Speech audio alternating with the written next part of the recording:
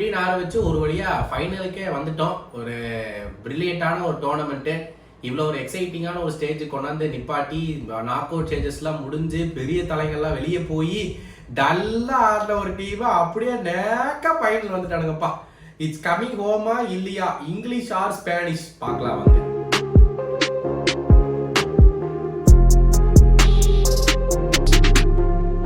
இருக்கிறது final preview euro 2024 championships இன் இங்கிலாந்துடைய ஃபைனலோடைய இங்கிலாந்து ஜெர்மனியில் நடக்க போகிற ஃபைனலோட இங்கிலாந்து வர்சஸ் ஸ்பெயின், இதுதான் வந்து ஃபைனலில் நடக்க போகுது. யாருமே ப்ரிடிக்ட் பண்ணாதது இங்கிலாந்து. ஆனால் நிறைய பேர் சொல்லியிருந்தாங்க ஸ்பெயின் சூப்பர் டீம் ஸ்பெயின் வரதுக்கான வாய்ப்பு நிறையா இருக்குன்னு நிறைய பேர் சொல்லியிருந்தாங்க. நானே ஸ்டார்டிங்கில் வந்து ஒரு செமிஃபைனல் வரைக்கும் ஸ்பெயின் போவாங்க, அதுக்கப்புறம் தாண்டுவாங்கன்னு தெரியல தான் சொல்லியிருந்தேன். பட் ஸ்பெயின் வந்து சூப்பராக ஆடிருக்காங்க இந்த டோர்னமெண்ட் ஃபுல்லாக, வேற லெவல் ஆடிருக்காங்க ஸ்பெயின் இந்த வருஷம். கோல்ஸ் போகிறதா இருக்கட்டும், டிஃபென்ஸாக இருக்கட்டும், எல்லாருமே பயங்கரமாக பண்ணியிருக்காங்க. ஸோ அதனால் no doubt they deserve to be இந்த ஃபைனல். ஆனால் இன்னொரு பக்கம் ஜோக்கர்ஸாகவே இருந்து வேற லெவலில் வந்து இதெல்லாம் சப்ப டீமே எல்லாம் ஆடி செமிஃபைனலில் வந்து நெதர்லாண்ட்ஸையே போட்டுட்டு ஃபைனல் வந்துட்டானுங்க. நான் வந்து போன வீடியோவில் சொல்லியிருந்தேன், என்னதான் நீ சவுத் கேட்டை வந்து கலாய்ச்சாலும், ஃபுட்பால் சரியில்லை, உங்களுக்கு வந்து விளையாடவே தெரில, ஒவ்வொரு பிளேயரையும் எப்படி யூஸ் பண்ணணுன்னே தெரியல அப்படின்னு நம்ம என்ன ஆனாலும் பேசலாம், ஓகேவா. ஆனால் W இஸ் ஏ W, ஓகேவா. அது எவ்வளோ மோசமாக ஆடி விளையாண்டாலும் அது W தான், ஓகே. அப்படியெல்லாம் அந்த W எடுத்துக்கிட்டு செமிஃபைனலில் நெதர்லாண்ட்ஸ் கூட W எடுத்து தான் ஃபைனல் வந்திருக்காங்க, ஓகேவா. எடுத்துட்டு வந்துட்டு இப்போ ஃபைனலில் இருக்காங்க. Back to back finals, Euro finals for England. போன தடவை நமக்கு தெரியும் என்ன நடந்துச்சு இட்டாலியோட, அதை பற்றி நம்ம பேச வேண்டாம். But times are bright. இந்த வருஷம் வந்து எவ்வளோ மோசமாக விளையாண்டிருந்தாலும் they know how to win அப்படிங்கிற ஒரு சைடு, அதுதான் நம்மளுக்கு பேசப்படுற விஷயங்க. நீ என்னாலும் பியூட்டிஃபுல் ஃபுட்பால்லாம் ஆடலாம், ஆனால் உன்னால் வந்து ஜெயிக்க முடியலனா நீ பியூட்டிஃபுல் ஃபுட்பால் ஆடி என்ன பிரயோஜனம்? ஒரு பிரயோஜனமும் கிடையாது. அதனால வந்து இந்த வருஷம் ஆக மொத்தம் இங்கிலாந்து வந்து ஒரு வெறித்தனமான ஒரு பர்ஃபார்மன்ஸ் மாதிரி எனக்கு தெரியுது. இது வந்து நம்ம என்ன சொல்றது அப்படிங்கிறத நம்ம வெயிட் பண்ணி தான் பார்க்கணும். பட் இப்போதைக்கு வந்து England versus Spain, I think ரெண்டு டீம்ஸுமே they will go with the usual lineup தான் நினைக்கிறேன். உனை சிமான் பயங்கரமாக ஆடிட்டு இருக்காப்ல, எந்த பிரச்சனையும் இல்லை. ராயா நடுவில் ஒரு கேமுக்கு ஆடினாப்ல, பட் திருப்பி பேக் டு சிமான் தான். குக்குரெல்லாம் நான் போன வீடியோவில் சொல்லியிருந்தேன், Cucurella is all over the pitch அப்படின்னு சொல்லி ஒரு கமெண்ட்ஸில் போட்டிருந்தார். வேற லெவல் ஆடிட்டு இருக்காப்பா குக்குரெல்லா இந்த சீசன், இந்த international tournament for Spain. Laporte என்னதான் நம்ம வந்து சவுதிக்கு தலைவர் போயிருந்தாலும் வேற லெவலில் வந்து ஸ்பெயினுக்கு ஆடிட்டு இருக்காப்ல. லீ நார்மேண்டோ அப்படிதான், ஒரே ஒரு ஓன் கோல் இந்த சீசன், பட் அதை தவிர்த்து வந்து வேற லெவல். கார்வஹால் சொல்லவே வேணாம். ராட்ரி அகெயின் மேட்ச் முடிச்சுட்டு வந்து are you playing for the system அப்படின்னு கேட்டாங்க. மேன் நான் தாயா சிஸ்டம் அப்படின்னு சொன்னாப்ல, வேற லெவல் இருந்துச்சு. பட் அதான் உண்மை, நீ எல்லாருமே கலாய்க்கலாம், பட் அதுதான் உண்மை. நீ என்னாலும் சொல்லலாம். I think the best player on the planet right now, the most crucial player on the planet right நவுன்னு கேட்டால் அது ராட்ரி தான். அது ஸ்பெயினுக்காக இருக்கட்டும், மேன் சிட்டிக்காக இருக்கட்டும், அதில் எந்த வித டவுட்டுமே யாருனாலையும் ஒரு அதில் தப்பு கண்டுபிடிக்கவே முடியாது. அது அப்படிதான். அப்புறம் ஃபேபியன் ரூயிஸ் அகைன் ஒரு எக்ஸலன்ட் டோர்னமெண்ட் அவனுக்கு. நீகோ வில்லியம்ஸ் அவர் பண்ற விஷயத்தை கரெக்டாக பண்ணிருக்காப்புல. இந்த சைடு லமீன் யமால், ஐயோ எனக்கு என்ன சொல்றேன்னே தெரியல. பட் வரேன், நான் வந்து டாக்டிக்கல் அனாலிசிஸ் பேசும்போது வரேன். டேனி ஆல்மோ அந்த நம்பர் 10 சூப்பரா ஆடலாப்ல. And Alvaro Morata super link play with all these attacking player சூப்பரா இருக்கு. இந்த பக்கம் வந்து Pickford, Walker, Stones and Guehi, Rice and Mainoo இந்த டோர்னமெண்ட் சூப்பர் ஆடி இருக்காப்ல. நானே பர்சனலா சீசன் ஆரம்பிக்கும் போது வந்து ஆடம் வார்டன் தான் வந்து நல்ல பிளேயரா விளையாடி இருப்பான். ஏன்னா நான் ஏன்னு நான் சொல்றேன், அந்த டாக்டிக் அனாலிசிஸ் வரும்போது சொல்றேன். பட் மெயினோக்கு கொடுத்த வகையில மெயினோ என்ன பண்ணுமோ மெயினோ பண்ணியிருக்காப்ல அப்படின்னு சொல்லி எல்லாருமே பேசப்படுறாங்க. எல்லாருமே என்கிட்ட வந்து கேட்டாங்க, ஏன் மெயினோ நல்லா பண்ணலையா அப்படின்னு சொல்லிட்டு. எனக்கு இங்கிலாந்து டீம்லயே எந்த பிளேயருமே எனக்கு பாராட்டுற அளவுக்கு எந்த பிளேயருமே பண்ணல அப்படிங்கிறது என்னோட ஃபீலிங். பட் நீங்க வந்து இல்ல தனித்துவமா ஏதாச்சும் ஒரு பிளேயரை பாராட்டணும்னு நினைச்சீங்கன்னா யாருன்னு சொல்லி காமெண்ட்ஸ்ல போடுங்க. Mainoo and Rice, Trippier and Saka midfield ஒரு 4 மாதிரி, ஃபோர்டன் அண்ட் பெல்லிங்ஹாம் நம்பர் 10 2 பேர், அண்ட் கேன் அப் டாப். இதான் வந்து லைனப்ஸாக இருக்க போகுது. தி அப்ரோச் டு த கேம், அதாவது டாக்டிக் அனாலிசிஸ் சொல்லி நான் தனியாக வரேன். But the approach to the game எப்படி இருக்க போகுது அப்படின்னா, இட்ஸ் வெரி சிம்பிள். எல்லாருமே கேட்பாங்க ப்ரிடிக்ஷன் பண்ணுங்க அப்படின்னு. நான் சிம்பிளாக சொல்கிறேன், ஸ்பெயின் பொறுத்த வரைக்கும் வந்து they will want to take a very very early lead. ஒரு கோலை 2 கோலை எடுத்துடலாம் அப்படின்னு சொல்லிட்டு. ஏன் அப்படி சொல்கிறேன்னா, the longer the game goes 0-0, எவ்வளோ தூரம் 0-0ன்னு போய்கிட்டே இருக்குதோ அந்த கேமு, அவ்வளோக்கு அவ்வளோ இங்கிலாந்து வந்து நல்லா தான் இருக்கும் போலயே, நம்ம நல்லா தான் பண்ணுவோம் போல, சரி டிராவாச்சு பண்ணி அப்புறம் நம்ம பார்த்துக்கலாம்டா, எக்ஸ்ட்ரா டைம் கொண்டு போல பெனல்டிஸ் கொண்டு போய் பார்த்துக்கலாம்டா அப்படிங்கிற ஒரு கான்ஃபிடன்ஸ் வந்து இங்கிலாந்துக்கு ஏறிக்கிட்டே இருக்கும் இந்த கேமில் போக போக. ஸோ ஸ்பெயினை பொறுத்த வரைக்கும் வந்து ஏர்லியா லீட் எடுப்போம்டா, ஏர்லியா 2 கோல் கூட போடணும்டா அப்படின்னு பார்த்தா அதுக்கப்புறமா இங்கிலாந்து திரும்பி வரதுக்கெல்லாம் சான்ஸே கிடையாது. 1 கோல் மேபி 2 கோல்லாம் போட்டாங்கன்னா அப்போ அதோட கேம் முடிஞ்சது, இங்கிலாந்து உள்ள வரதுக்கான வாய்ப்பே கிடையாது. ஸோ அதான் வந்து ஸ்பெயினுடைய இது ஒரு பாயிண்டா இருக்கும். இங்கிலாந்துக்கு எவ்வளோ தூரம் நம்ம வந்து கேம்ல இருக்கிறோமோ 0-0 இருக்கட்டும் இல்லை வெறும் 1-0 டவுனா இருக்கட்டும், அது நம்மளுக்கு இருக்க நல்லது. ஏன்னா ஏதோ ஒரு மொமெண்ட் ஆஃப் பில்லியன்ஸ்ல தான் இந்த கேம் வின் பண்ண போறாங்க. ஓகேவா, நான் அதுதான் சொல்றேன். இங்கிலாண்டை பொறுத்த வரைக்கும் ஒரு பயங்கர டாக்டிக் அனாலிசிஸ், ஒரு பயங்கரமா பாசிங் பண்ணுவாங்க, பயங்கரமா பினிஷிங் பண்ணுவாங்க. ஐயோ அந்த மாதிரி சவுத் கேட்டோட பால்ல யாருனாலையும் ஆட முடியாது. இண்டிவிஜுவல் பிரில்லியன்ஸ்ல ஜெயிச்சா மட்டும்தான் ஸ்பெயினுக்கு இங்கிலாந்துக்கு வாய்ப்பு இருக்கே தவிர மற்றபடியெல்லாம் எதுவுமே கிடையாது அந்த இங்கிலாந்து டீம்ல. அந்த அதர் ஹேண்ட் ஸ்பெயின் நல்ல பில்டப் இருக்கு, நல்ல ப்ரொக்ரெஷன் இருக்கு, நல்ல ஷார்ட் பாஸ் ஆடுறாங்க. எப்பேற்பட்ட டீம் பிரஸ் பண்ணாலும் போன கான்டே எல்லாம் பண்ணிருப்போம், நல்ல ஒரு கார்னர்ல கொண்டு போக பார்த்தாங்க பிரான்ஸ். அது எல்லாமே தாண்டி வெளியே வந்து நாங்க பண்ண முடியும்டா அப்படின்னு சொல்லிட்டு வந்து ஸ்பெயின் காமிச்சிருக்காங்க. நல்ல பிளேயும் இருக்கு, நல்ல எல்லாத்துக்கூடயும் லிங்க் அப் பிளே இருக்கு, எல்லாத்தையும் கேமுக்குள்ள கொண்டு வராங்க, சான்ஸ் கிரியேஷன் பண்றாங்க. சோலோ எஃபர்ட்டா லமீன் யமால் மாதிரி பிளேயர்ஸும் கோல் போடுறாங்க. டேனி ஆல்மோ ஏற்கனவே 3 கோல் இந்த டோர்னமெண்ட். ஸோ இது எல்லாமே நல்லா இருக்கு ஸ்பெயினுக்கு ஒரு பக்கம். ஸோ அவங்க விளையாடுறது பியூட்டிஃபுல் ஃபுட்பால், இந்த பக்கம் dull football, beautiful versus dull. இதுதான் வந்து இந்த ஒரு கேமோடைய ஒரு டேக் லைனாகவே இருக்க போகுது. ஸோ இதில் வந்து நம்ம என்ன நடக்க போகுது நம்ம வெயிட் பண்ணி தான் பார்க்கணும் இந்த கேமில். பட் இப்போதைக்கு நம்ம டாக்டிக் அனாலிசிஸ் படி போவோம். இது ஏன் வந்து 4-2-3-1 ஃபார்மேஷனில் ஆடுவாங்க. ஆனால் அதே சமயம் வந்து இங்கே இங்கிலாண்டை பார்த்தீங்கன்னா வந்து சாரி ஃபர்ஸ்ட் ஸ்பெயின் இங்கிலாந்து சொல்லிட்டேன்னா ஸ்பெயின் 4-2-3-1 ஆடுவாங்க.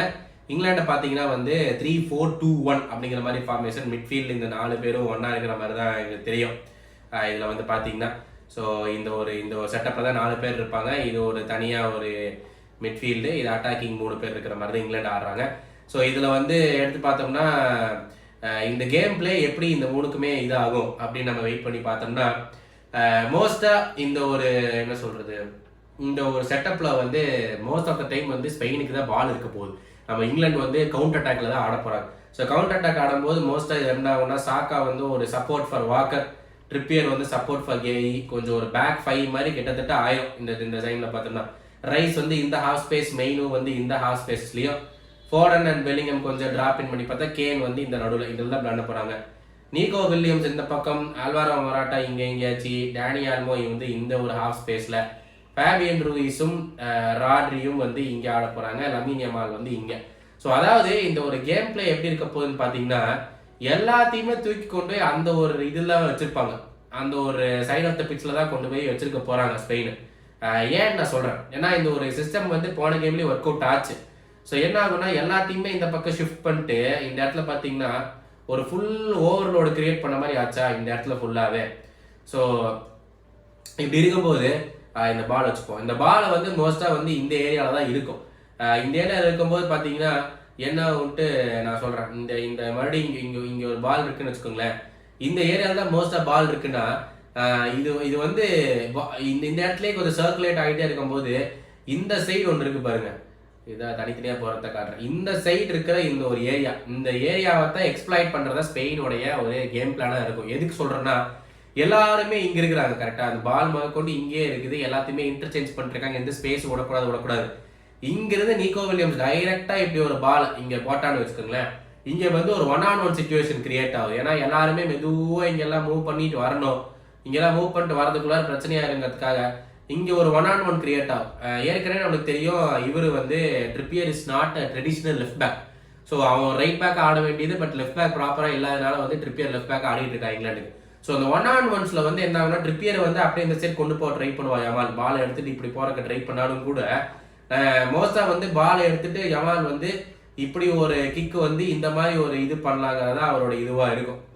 என்ன சொல்றது, அவருடைய ஸ்டைலே வந்து மோஸ்டா இந்த மாதிரி ஒரு கிக்கு இது பண்ணலாம், ஒரு என்ன சொல்றது, ஒரு அவுட் சைட் ஆஃப் த பூட்ல இருந்து ஒரு கேர்ள் பண்ண போன கேம்ல ஒரு கோல் போட்டார்ல, அதே மாதிரி ட்ரை பண்ணலாம் அப்படிங்கறதா இருக்கும். அந்த சப்போர்ட் தான் மோஸ்டா கேஹி வந்து இப்படி வந்து 2 பேரையும் பிளாக் பண்ற மாதிரி ஒரு இதுதான் சிஸ்டம்ல தான் பண்ணும். ஏன்னா இவங்கெல்லாம் இங்க மூவ் பண்ணிட்டு வரதுக்குள்ள எல்லா ஃபோக்கஸ் இங்க இருக்கும்போது மொராட்டா அப்படியே உள்ள ஓடலாம், டேனி ஆல்மோ எட்ஜ் ஆஃப் த பாஸ்ல வரலாம், ரமால் வந்து ஒரு கேம்ல இப்படி சும்மா ஒரு கிராஸ் போடுவோம் தெரியுமா, ஆல்மோ வந்து இங்கிருந்து கோல் போடுவாப்ல ஒரு ஈஸி ஃபினிஷ்ல. அதே மாதிரி நீகோ வில்லியம்ஸ் இங்கே உள்ள வரலாம், ஃபேபியன் ரூயிஸும் ராட்ரியும் வந்துட்டு இந்த எட்ஜ் ஆஃப் த பாஸ்ல இருந்து கண்ட்ரோல் பண்ணலாம். ஸோ மோஸ்டா இங்கே தான் இந்த கேமே இருக்கும். அது நம்ம என்னதான் சொல்லியிருந்தாலும் வந்து இந்த ஏரியால கேமே மோஸ்ட் ஆஃப் த டைம் இருக்க போகுது. இதே பிரச்சனை வந்து என்னன்னா, அவன் கவுண்டர் இங்கிலாந்துக்கு வந்து வச்சா இங்கிலாந்துக்கு பால் இருக்குன்னு வச்சுக்கோங்க, ஓகேவா, நம்ம எல்லாத்தையுமே பின்னாடி கொண்டு போவோம். இங்கிலாந்துக்கு பால் இருக்கும்போது மோஸ்டா என்ன ஆகும்னு பார்த்தோம்னா, ஃபேபியன் ரூயிஸ் இங்க, ராட்ரி திருப்பி இங்கே கொண்டு போறாப்ல, லமீன் யமால் இங்க எங்கேயோ இருக்காப்ல, ஆல்மோ இங்க, நீக்கோ வில்லியம்ஸ் இங்கேயுமே இங்க வித்த ஹோல்ட் பண்றாப்ல, அண்ட் மொராட்டா வந்து இங்க கொஞ்சம் டிராப் இன் பண்ணி இந்த ஏரியா இருக்குன்னு வச்சுக்கோங்களேன். ஃபோடன் வந்து இங்க இருப்பான், பெல்லிங்கம் இங்க, கேனும் டிராப் ஆஃப் பண்ணி இங்க தான் ஆடுவான். ஸோ ஒரு ஃப்ரண்ட் த்ரீ மாதிரி தான் ஆடும். ரைஸ் இங்க, மெயினும் இங்க, இவங்க எல்லாமே கொஞ்சம் புஷ்அப் பண்ண வச்சுக்கோங்களேன். இங்க இருக்க ட்ரிப்பியர் வந்து வித்த ஹோல்ட் பண்ணுவோம், அதே மாதிரி சாக்கா வந்து இங்க வித்த ஹோல்ட் பண்றான்னு வைங்க. வாக்கர் வந்து இந்த ஒரு ஹாஃப் ஸ்பேஸ் கவர் பண்ணுவோம், கேரி வந்து இந்த ஒரு ஹாஃப் ஸ்பேஸ் கவர் பண்ணு வச்சுக்கோங்க. ஃபார் எக்ஸாம்பிள் பால் வந்து மெயின் அவுட் இருக்குன்னு வைங்க. இப்போ இங்க பாலை கொண்டு போய் வைக்கிறேன், பால் வந்து மெயின் அவுட் இருக்குன்னு வச்சுக்கோங்களேன்.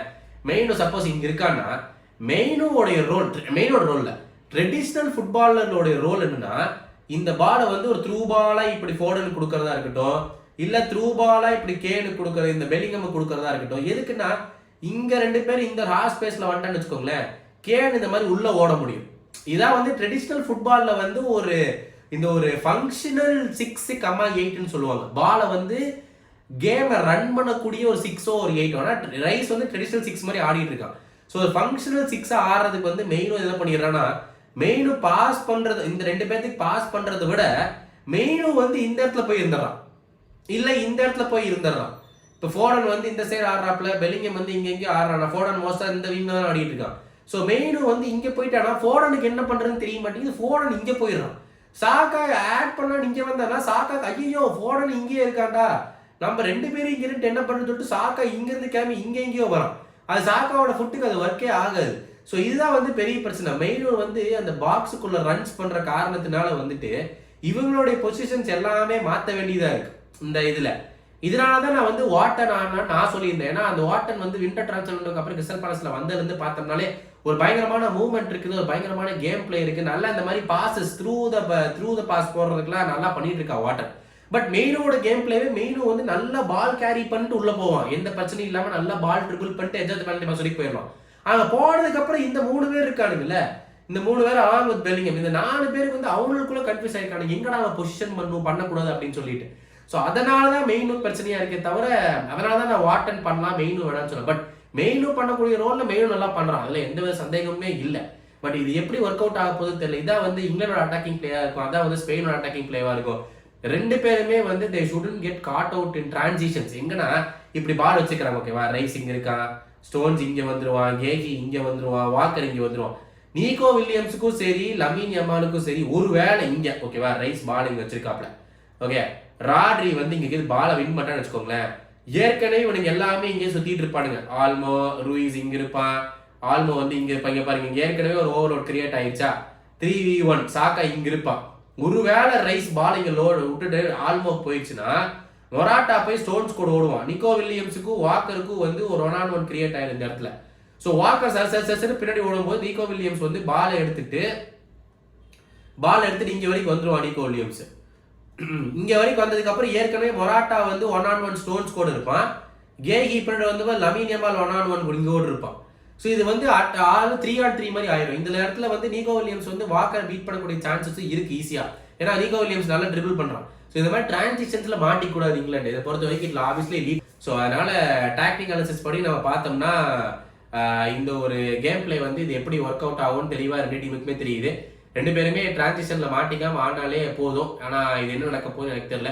என்னை பொறுத்த வரைக்கும் England have a very good chance. இது வந்து சும்மா நம்ம விளையாட்டு சொல்லலாம், இல்லை பண்ண முடியாத வாய்ப்பு இல்லை அப்படின்னு சொல்லிட்டு இவ்வளவு மாசமா ஆடியாலும் ஃபைனல் வர முடியும்னா அப்ப அவங்க ப்ராப்பரா ஒரே கேம் ஆனாலும் போல அவங்க ஃபைனல் வின் பண்ணிடலாம். ஏன்னா போன வருஷமும் வந்து போன யூரோஸ்லயும் வந்து தோத்துட்டாங்க ஃபைனல்ல. ஸோ அந்த ஒரு ஆடட் மோட்டிவேஷனும் இருக்கு இங்கிலாந்துக்கு. ஜெயிச்சிட்டாங்கன்னா வேற லெவல்ல இருக்கு இங்கிலாந்து. அது வந்து நம்ம ஆட்சேபனையே பண்ண முடியாத அளவுக்கு ஒரு மேஜர் டோர்னமெண்டோட விக்டரினா வந்து வேற லெவல்ல செலிப்ரேட் பண்ணுவாங்க சவுத் கேட்டா இருக்கட்டும். ஏன்னா இன்னைக்கு ஒரு நியூஸ் வந்து Southgate will remain in England job regardless of the Euro final அப்படின்னு சொல்லிட்டு வந்து ஃபெப்ரிஷோ சொல்லியிருந்தாப்ல உள்ள பேசிக்கிறாங்கன்னு சொல்லி. ஸோ நீங்க என்ன நினைக்கிறீங்கன்னு சொல்லி காமெண்ட்ஸ்ல போடுங்க. என்னை பொறுத்த வரைக்கும் I still think it is Spain தான். Spain will narrowly win the game எனக்கு தோணுது. பட் நீங்க நினைக்கிறீங்க காமெண்ட்ஸ்ல போடுங்க. இந்த டோர்னமெண்ட் ஃபுல்லா சப்போர்ட் கொடுத்ததுக்கு ரொம்ப ரொம்ப நன்றி. 4,000 சப்ஸ்கிரைபர்ஸ்க்கு ரீச் பண்ண வச்சதுக்கு ரொம்ப ரொம்ப நன்றி. எங்க சப்போர்ட்டை கீப் பண்ணிட்டு இருக்கேன். நாங்கள் சீசன் ஆரம்பிக்க போகிறோம். நிறைய பேர் புதுசாக ஜாயின் பண்ணிக்கிறீங்கன்னு தெரியும். அதை எப்படி ஃபாலோ பண்ணலாம், சீசன் எப்படி நடக்கும் சொல்லி வீடியோஸ் போட போகிறோம். Thank you so much. ரிவ்யூவில் சந்திக்கும் மிஸ்ஸஸ் கௌதம். Take care.